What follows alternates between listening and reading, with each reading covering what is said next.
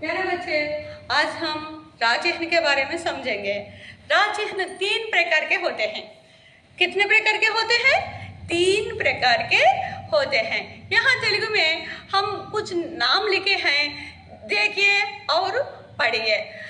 वर्धना, भार्गवी, सूर्य, పర్వీన్, హర్ష. వీటిల్లో అన్నిట్లో కూడా రా ఫుల్గా రాసాను చూడండి. రా రా రా రా రీ రా ఫుల్ రాసాం. కానీ వర్ధన ధావత్తిచ్చాం, గావత్తిచ్చాం, రా యావత్తు వావత్తు షావత్తు. కానీ హిందీలో మనం ఎలాగైతే చదువుతామో దాన్నే రాస్తాము. మనం ఏదైతే చదువుతామో అదే రాస్తాం. కాబట్టి హిందీ చాలా తేలికైన భాష, ఆసాని భాష, నేర్చుకోవడానికి కూడా చాలా బాగుంటుంది.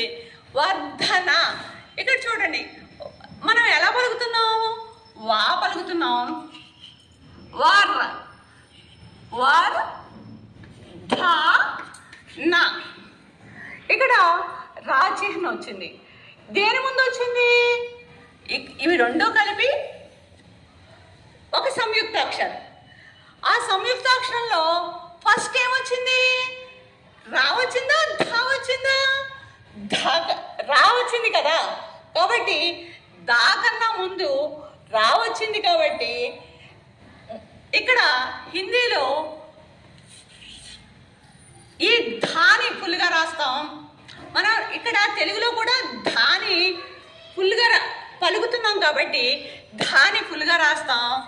ఇక్కడ రాచిహ్న కాబట్టి వ్యంజన కన్నా ధా వ్యంజన కన్నా ముందు వచ్చింది కాబట్టి దీన్ని పైన రాస్తున్నాం.